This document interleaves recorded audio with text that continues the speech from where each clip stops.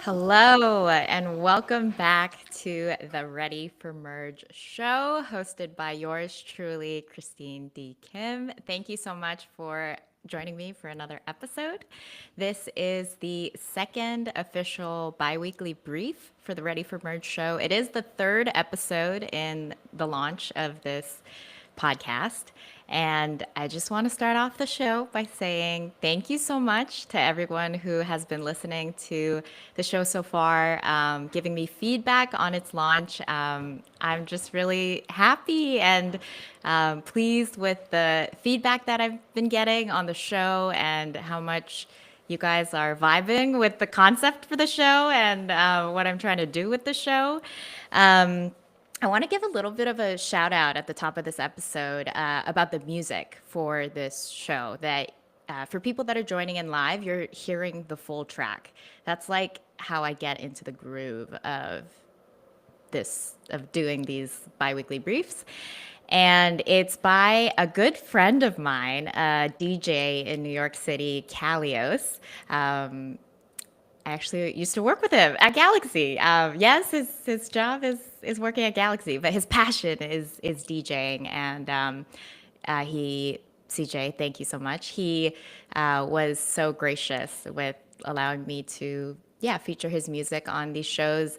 I believe he's coming up with a new album soon, TM. So once that's out, I'm going to be sure to share it with you guys because if you like the music with the show and you're also vibing with it, that's good because I'll continue to feature it and tell you about perhaps any live shows that he does for anyone who's listening in the New York City area or wherever he's touring.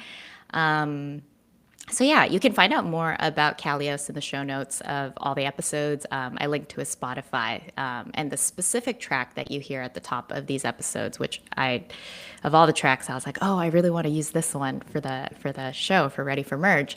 It's called Our Lives by Kalios. So shout out to Kalios. Okay, so we have a lot to discuss on this episode. I'm going to give you the updates on what is going on with Bitcoin and Ethereum protocol development. A lot has happened over the past 2 weeks since we last chatted. Quite a few developments in both the Bitcoin and the Ethereum ecosystems, especially as it relates to the protocol evolution of these technologies. So let's just get right into it. Let's start off with Bitcoin. There were two new PRs merged into the Bitcoin core code base. As a bit of a context for listeners that might not be super familiar with the Bitcoin development process, there is a main branch for Bitcoin Core software, which is the software that you use, that you download onto your computer in order to connect to the Bitcoin blockchain and validate all the transactions that are happening on the blockchain. And development is constantly happening on the main branch of the Bitcoin Core software. But every roughly 6 months, Bitcoin developers will bundle up all the latest changes that were made to and finalized into the main branch into an official release. So very recently, Bitcoin Core developers cut the V30 release, V30 major release for Bitcoin Core. And that is what some node operators are choosing to download and upgrade their Bitcoin nodes to. Now, Bitcoin Core developers are working on the V31 release, Bitcoin Core V31 software released. So in between the date in which the V30 final release went out and up until Bitcoin Core developers decide to do the V31 feature freeze, between that time window, all of the code changes that are merged into the main branch of Bitcoin Core, that is what's going to be included into the next upcoming major release. And two new PRs have been merged since we last spoke 2 weeks ago, which is pretty exciting, given that Bitcoin Core is such a valuable technology. Bitcoin as a protocol is just what everybody has been running. PR, the first, did I say that everybody's running? Well, a lot of people are running. Many people are running. two new PRs that I want to talk about.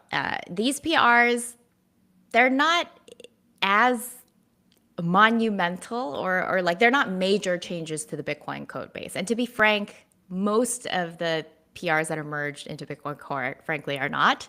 But this show is about tracking all of the code changes, all of the code merges that are happening to both Bitcoin and Ethereum, big and small.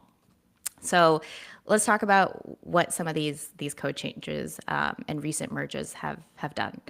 So PR 33157, this is a code change that is part of the cluster mempool, the work of the cluster mempool working group. And as a little bit of a side, again, just for more context for some of my listeners, which I know most of my listeners are probably Ethereum folk.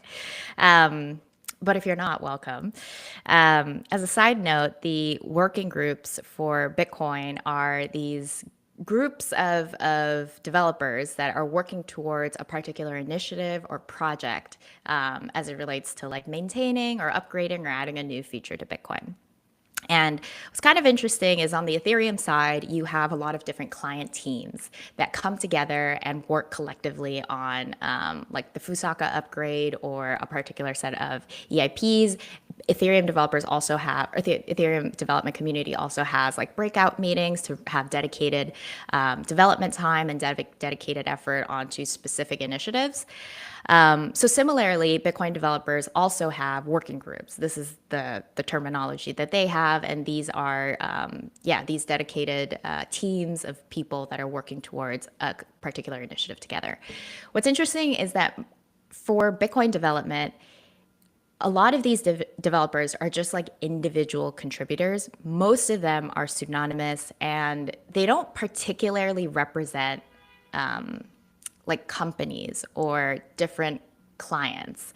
Frankly, the only client for Bitcoin that the vast majority of node operators run is just one client, Bitcoin Core. And there are several contributors to Bitcoin Core, individual contributors that are from a variety of different companies, some not even companies. They just simply get grants from whoever will give grants to Bitcoin Core type developers and work on it. So kind of the vibe for contribution and also the style of contribution is a bit different. And the way that Bitcoin developers really work and maintain the Bitcoin Core protocol is through the work of these working groups and also the contributions that individual contributors give to each of these groups.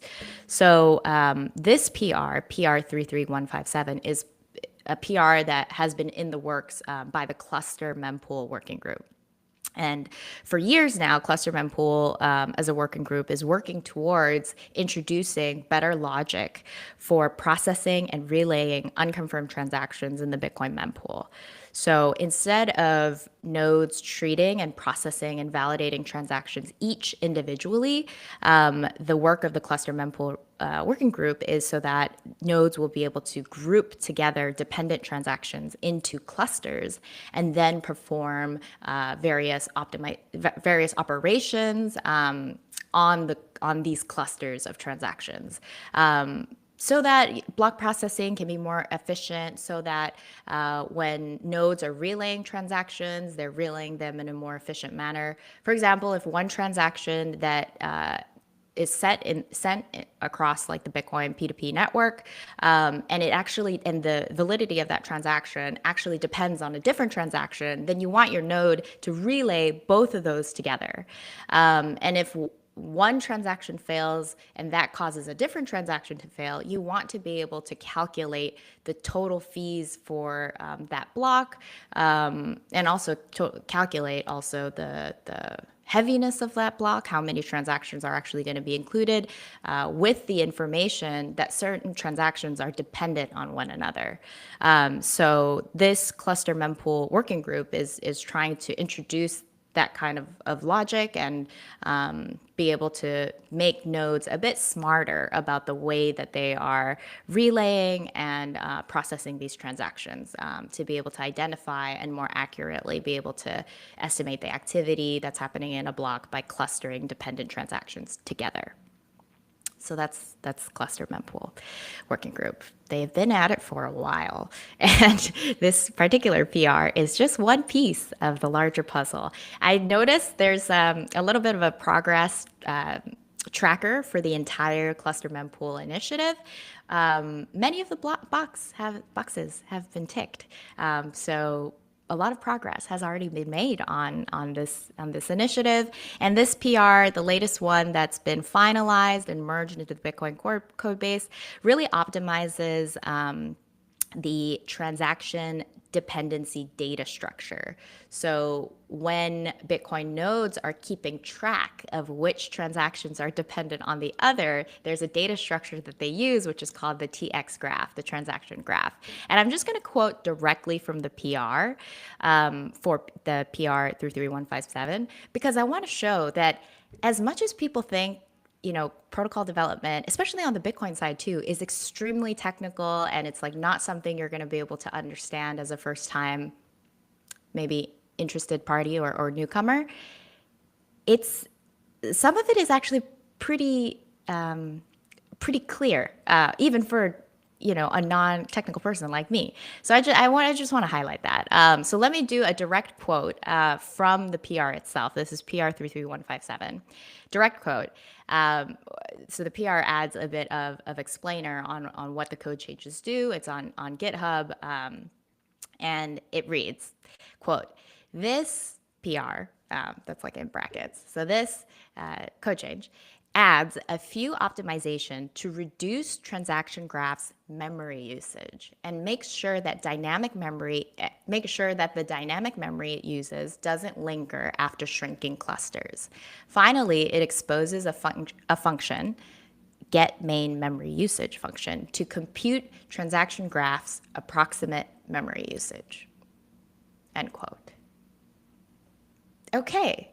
So yes, that might have sounded a bit technical, but when you read it and say it a couple times, you realize, okay, so this, in summary, this PR, really what it does is it reduces memory usage of the transaction graph, of that data structure for nodes, and it helps measure more accurately how much memory is being used by your nodes to compute this data structure, to compute the transaction graph that's keeping track of transaction dependencies.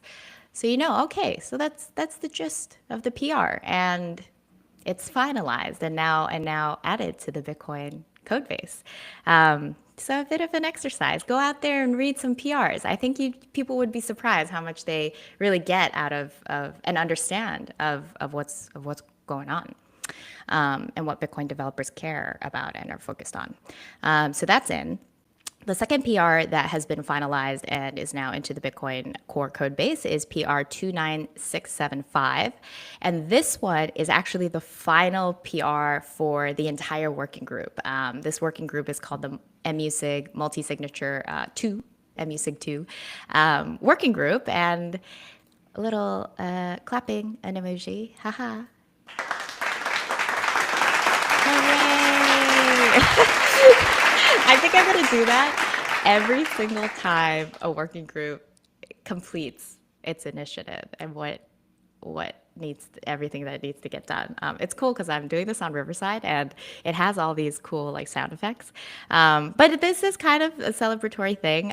Since I started tracking Bitcoin core development, there's only been 2 working groups that really completed everything that they needed to do. I think the other one was Orphan Resolution Working Group that finished what they needed to do. And this is the final PR for multi-signature for the second upgrade to multi-signatures, how multi-signatures happen on Bitcoin. So let's give a little bit of a rundown. Normally, when there are multiple users or multiple individuals that control a Bitcoin address, and they all have to collectively sign off on a transaction for that transaction to be made valid, the transaction on chain very transparently shows that there's multiple transactions that were needed to sign off on this transfer of Bitcoin, or whatever operation or action that's being taken with this account, or I should say address, because on Bitcoin they're all addresses. accounts are used on Bitcoin, on Ethereum. Anyways, um, just like a slight little technical lingo thing. I don't think it matters that much for most listeners that are not super in the weeds of the technical lingo. But anyways, the addresses, the places where you own your Bitcoin and you sign off on transactions that are being sent from that address. And if it's controlled by multiple people, then you have multiple signatures, and that makes the transaction a bit heavier because it carries includes more data. It includes more data of various transactions or various signatures from these other parties, and it's quite clear to see. Oh, this transaction is a multi-signature transaction. It's not like a normal user transaction where one person just had to sign off with their private key. Multi-signature 2, though, this little upgrade to the multi-signature scheme on Bitcoin, it is an upgrade to how this is done so that when people make multi-signature transactions, the individual private keys and signatures can be combined into one single signature. And so that not only makes the multi-signature transaction smaller, a bit less costly for the network to be propagated throughout the Bitcoin peer-to-peer network. It also adds a bit of privacy to make the Bitcoin transaction look identical to these normal one signature only transactions. So a bit of privacy gains and a bit more cost effectiveness for people that want to use multi-signature transactions on Bitcoin. And PR number 29675 was the final PR of within this initiative. So hooray! It looks like the work for MUSIG 2 is done. So yeah, those are the two updates, the two code merges that happened to Bitcoin Core over the past 2 weeks.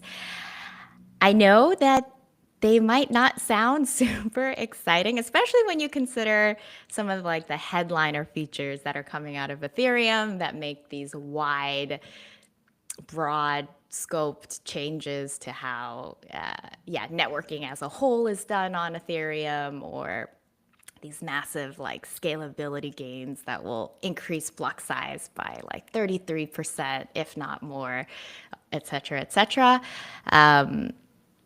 But although these PRs are smaller and they do take a lot longer for Bitcoin developers to really move through and work through, cluster mempool working group.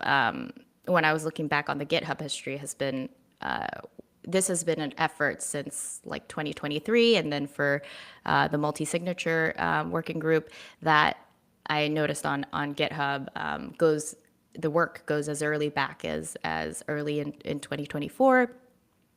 The work can seem a lot slower, and these changes might seem very like minimal.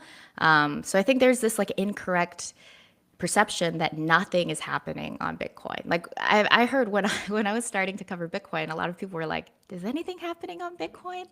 Really? Like, do you have anything really to even like cover with Bitcoin? There's really not much going on." But I actually think that's quite false. Like what I'm sharing right now, I've already been talking for maybe like 10, 15 minutes. It's a different kind of progress, though. I just think it's not that no progress is happening, it's that the progress is very different. Each of these little changes are changes that Bitcoin developers want to ensure can last in the Bitcoin code base for 10 plus years. The focus of Bitcoin Core developers are not about speed. Like, progress is not measured by how many or how frequently they can change the Bitcoin code base. The focus is really about the resiliency of the code changes that they're making. And so the thought of, okay, if we change this like one part of the code base and make it that little bit more efficient or that little bit more private for our users, is it a change that's going to last and can be durable for the next decade? And so these code changes, there's a lot of work that goes into them, and they do reflect an evolving technology, a technology that is by no means perfect, but that developers are continuing to maintain and trying to improve little by little over time. And it's worth covering because Bitcoin itself is such a valuable open source protocol.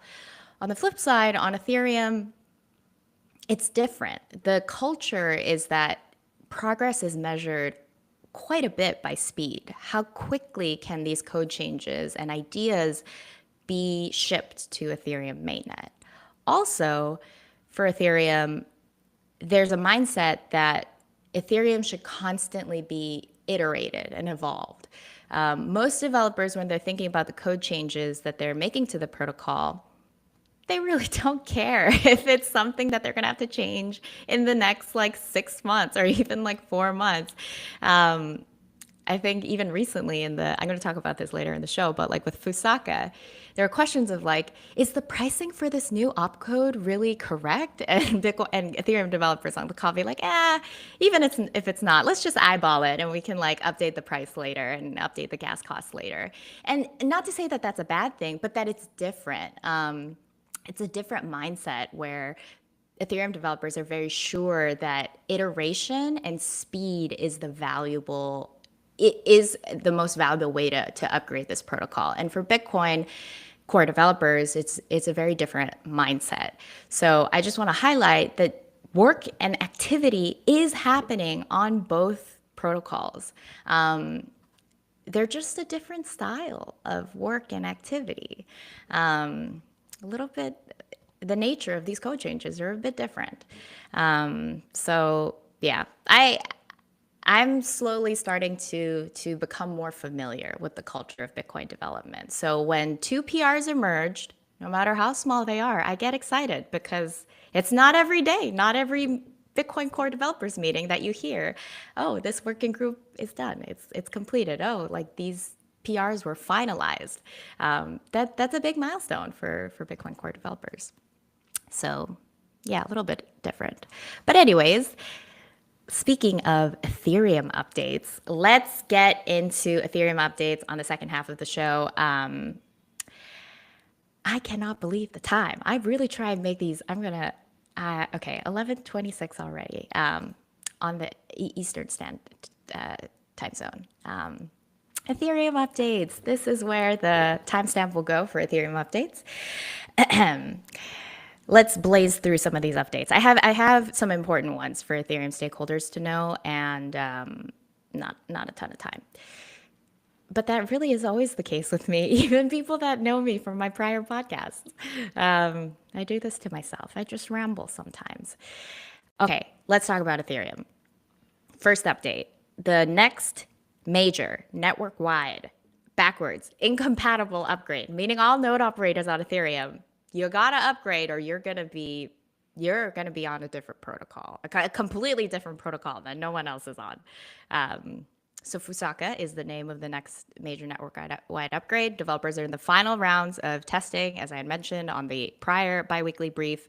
They had gone through the first of the 3 public testnets, testing out the Fusaka activation. It went smoothly on Holeshki, went smoothly on Sepolia.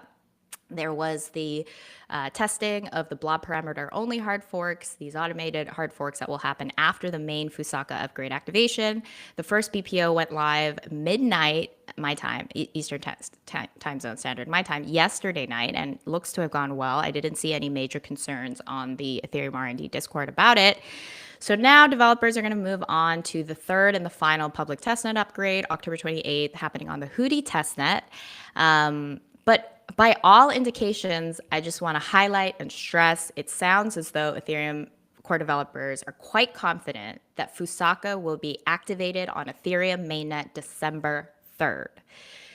Now, of course, there might be some unexpected bug that happens on Hootie that changes up this timeline, but barring any of those unlikely events, it seems pretty certain that Ethereum developers will schedule Fusaka mainnet activation December 3rd. So node operators, Ethereum stakeholders, infrastructure providers, please get ready for the Fusaka upgrade, happening very surprisingly before the end of this year, which on the consensus layer side, it's the first time, I think, for Ethereum developers to ship two network-wide upgrades in 1 year.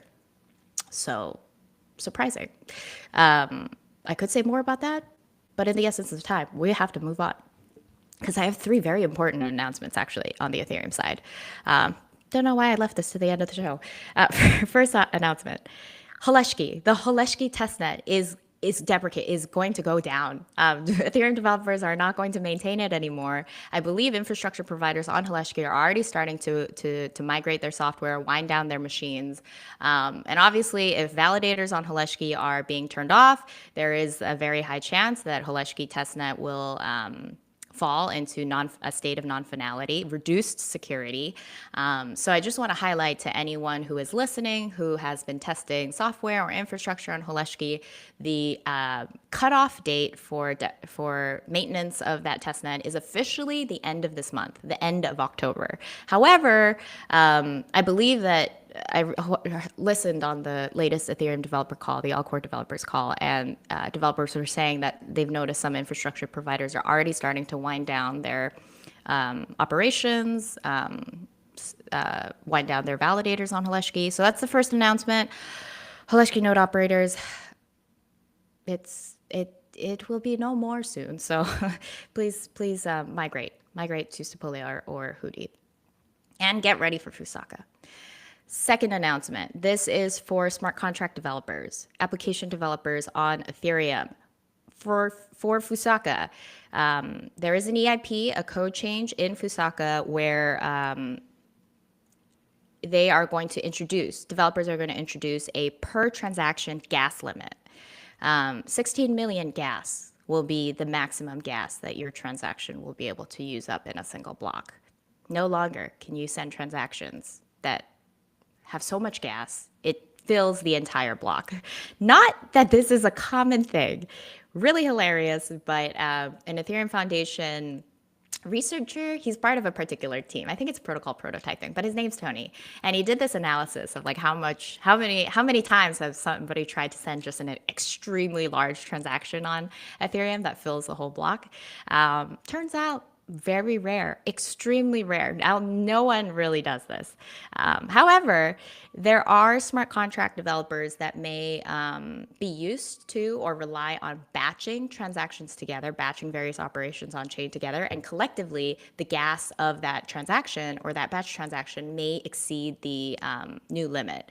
If that's the case, please be aware and update your operation so that doesn't happen, because if you exceed the new transaction gas limit after the Fusaka upgrade goes live, your transaction is going to be invalid.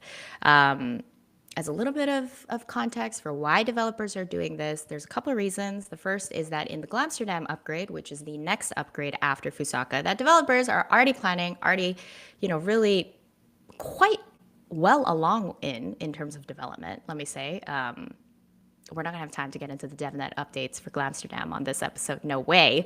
But anyways, there's a code change on Glamsterdam called the block level access lists, and it basically is going to allow nodes to be able to execute certain transactions in parallel within a block to make block processing a lot more efficient on Ethereum.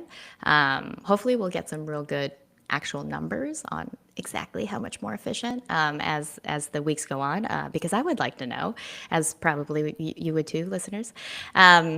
So developers are preparing for that code change. And if you introduce a per transaction gas cap, a per transaction limit to these transactions, then estimating and predicting kind of the structure of a block, the transactions that will be included in a block becomes more efficient. Because it just becomes easier. It becomes easier for the protocol to reason about it. Because now there is no realm and possibility where this one block could have just one transaction or none.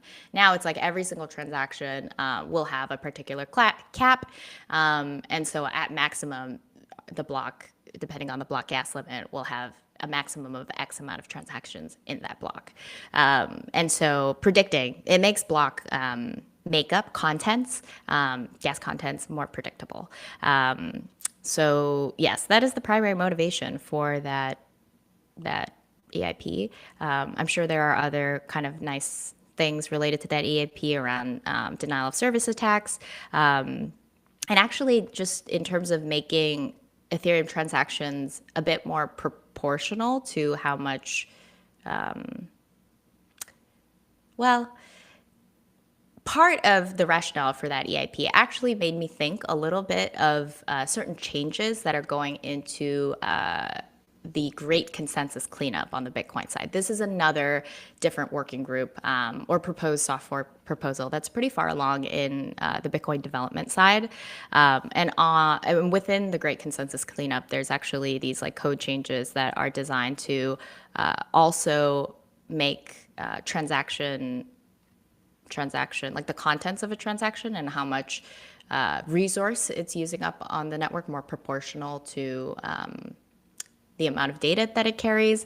Anyways, this is so much of a tangent, but it made me think a little bit of how similar some of the motivations for these code changes are between Bitcoin and Ethereum. Anyways, if you want to know more about the Great Consensus Cleanup, it is quite interesting. I do give a full rundown of what the Great Consensus Cleanup is in my latest Bitcoin newsletter, BTC Before Light, which is actually why it's top of mind because that newsletter went out this morning.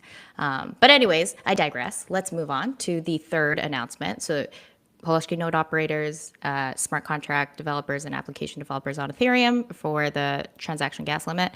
The third and the final announcement that I have on the Ethereum protocol side is for layer 2 node operators. L2s, hello. Cell proofs. I'm sure many of you have already been thinking about this as developers were discussing that on the Sepolia testnet upgrade, when Fusaka went live, surprise, so many, not so many, but apparently quite a few L2s noticed that their rollups stopped working.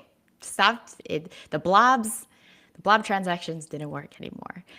So the Ethereum Foundation has created a blog post to explain what is going on and how layer 2 node operators should prepare for Fusaka. And I'm going to tell you about it right now, in case you did not get the memo. Fusaka activates PeerDAS, this code change that will allow data availability sampling of blob transactions. Right now, every single node needs to download the full contents of a blob, these batch transactions from the L2 that have been committed down to Ethereum for some data availability. Basically, you can think about Ethereum like a bulletin board. You posted all the transactions that have been processed on your L2 onto Ethereum, and many people can go to Ethereum, this decentralized protocol where anyone can see what transactions are being processed and take a look at the data. And those batch transactions, those blob transactions, right now, all the nodes need to download it in full and process that in a block in full. However, post PeerDAS, one of the improvements is that nodes will be able to sample the data within these blobs, and by multiple samples through this mathematic kind of probability scheme, nodes will be able to be assured, and the protocol will be able to verify that the full contents of the blob have been posted to Ethereum for data availability for users to be able to for the decentralized, anyone who's part of the decentralized network that is Ethereum, to be able to evaluate the blob contents as need be. Like for example, if there's any kind of I don't know, like malicious or like transaction that was not valid but was processed on the L2, kind of as a what am I saying? Well, I'm trying to explain kind of fraud proofs here, but I'll come back to this at another time, on another episode. But the point is that there's data that L2s want to commit down to Ethereum, so that there's greater availability of that data for people to verify and for people to fact check. There we go. That's better. Anyways, so blob proofs. That right now, all the blob transactions need to be fully downloaded. And the proofs for these transactions happen for the entire blob. At any time there's a blob transaction that's submitted, there is an associated proof that is associated with the entire blob contents. Cell proofs, on the other hand, are a new type of proof for blob transactions that instead of verifying or validating the full blob, it only validates parts of the data in that blob. And that's exactly what you want for peer DAS, peer data availability sampling, to be able to sample different components of the blob and create proofs of them. But that requires a bit of a transition. No longer are blob proofs being generated with the blob transactions, but now cell proofs. And so that is a new type of proof generation that, according to the design of PeerDAS, is something that should be done by the L2s themselves, the submitter of the blob transaction. However, there are some workarounds that L2s can take advantage of if they, for some reason, just like cannot or don't want to do the proof conversion from blob proofs into cell proofs. There is an RPC on the RPC layer using for Geth nodes. For any RPC providers that are going to be operating Geth, there is on the RPC layer a way for the conversion from blob proofs to cell proofs to happen, to be computed on the node side, on the Geth node. However, that's not all clients. Not all clients are going to be able to support that kind of conversion. I believe that it's only Geth. There were talks that Nethermind also might be able to make this as a default feature, but it's not something that all L2s can bake on for all the clients. So it's important that L2s double check, and ideally that L2s also just simply move forward with support for converting blob proofs to cell proofs. And it's probably a good thing too, because I believe for the Geth team, they're going to eventually deprecate support for RPC conversion of these proofs. Quick other thing that's noted also in the EF blog post about how Fusaka is going to impact L2s. At the time of the fork, when Fusaka happened, some of the clients are going to be dropping transactions, blob transactions that generate these old format of the proofs, blob proofs. But other clients intend to do a conversion of transactions, of blob transactions that have the blob proofs and convert them into self proofs. However, again, this is a little bit of a deviance in behavior. So it's important that L2s check whether your blob transactions have been successfully included into an Ethereum block or whether they were dropped. And if they were dropped, you need to resend that blob transaction. So some important notes to get prepared for. Remember, as the date for Fusaka mainnet activation draws nearer, I'm going to link into the show notes the official Ethereum Foundation blog post announcements regarding how Fusaka is going to impact L2s, and then the transaction gas limit. I don't know if there's actually an announcement out for Haleshki yet, but they did announce it in a different blog post earlier on in September that I'll link to if there's no updated one. So check out the show notes of today's episode if you want more information. That really is it for the Ethereum updates. I know some people were like, oh, I thought you were going to talk about like the Dankrat stuff and the Peter and the blah, blah, blah stuff. No, I already said exactly what I wanted to say about those issues. I said what I said. If you want to find those, you'll find them on my newsletter. You'll find them on my X. Really, this time that I have allotted for this episode there was just so many protocol updates and highlights that I needed to share that no, we're not gonna get into that in this episode. 4 things on the back end. Thank you so much for listening, you guys, to this entire episode. Thank you for joining me. 4 things on the back end. Number 1, if you liked this episode, please be sure to give it a like or comment, interact. Number 2, if you haven't already, please subscribe so you get notified of the next episodes. And I am very excited to say that the next episode is going to be the official release of my Meet the Devs interview with Geth developer Marius van der Wijden. I feel as though, yes, Peter was a very prominent, he was the Geth team lead for a very, very long time, and he's shared some pretty intense views around the Ethereum Foundation. I think it's important to share another view from another Geth developer that has also been around for quite some time, Marius, and his contribution and his views on what is going on with Ethereum protocol development, what is going on with the future of Ethereum and future Ethereum development. A lot of really great insights in that episode. So I want to share that with you guys and just open this up as a resource more broadly to give you another perspective on Ethereum protocol development from another Geth team member. So that's coming out next week. Stay tuned, and then I'll be back the following week again for another bi-weekly brief. Third thing, if you like the episode, please be sure to share it. Is this the fourth thing? Comment, like, subscribe. Next thing was meet the devs. Okay, fourth thing, the final thing. Yay, final thing. Please share the episode if you thought it was useful. If you think someone else is going to be interested in getting these updates, or there's a particular update in this episode that you want to share, feel free to share it with your colleagues and friends. This was the live episode, but I'm going to edit it and release it out on all the podcast channels, literally every podcast channel you can think of. This show will probably be uploaded there. So feel free to share it around.